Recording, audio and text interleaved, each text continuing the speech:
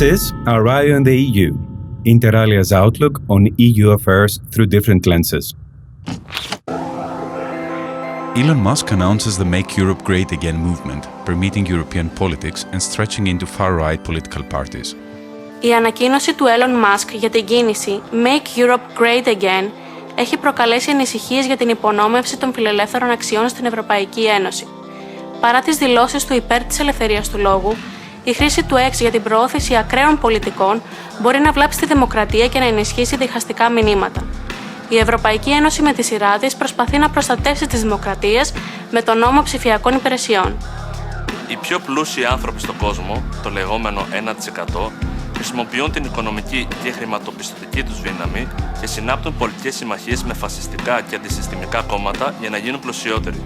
Μέσα σε όλο αυτό περιλαμβάνεται η τροποποίηση των αλγορίθμων στα social media και η άμεση παρέμβασή τους σε πολιτικές εκστρατείες όπως έχουμε δει τελευταία. Στο ενδιάμεσο, η Ευρώπη παραμένει σιωπηλή και ανίκανη να αντιδράσει.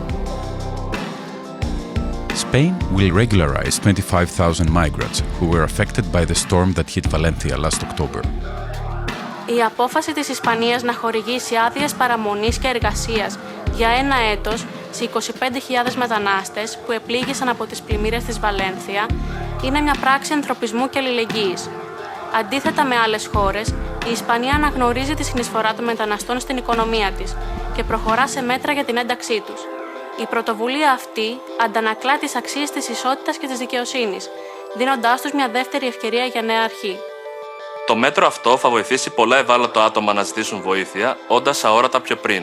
Ωστόσο, η πολιτική αυτή ανταποκρίνεται στην νεοφιλελεύθερη ανάγκη της Ισπανίας για οικονομική και δημογραφική ανάπτυξη και όχι στη διασφάλιση του σεβασμού στα θεμελιώδη ανθρώπινα δικαιώματα.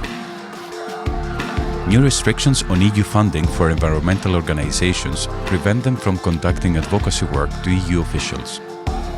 Οι νέοι περιορισμοί στη χρηματοδότηση της Ευρωπαϊκής Ένωσης για περιβαλλοντικές οργανώσεις που τους απαγορεύουν να ασκούν πιέσεις στους αξιωματούχους βλάπτουν τη δημοκρατία και την ελευθερία της έκφρασης.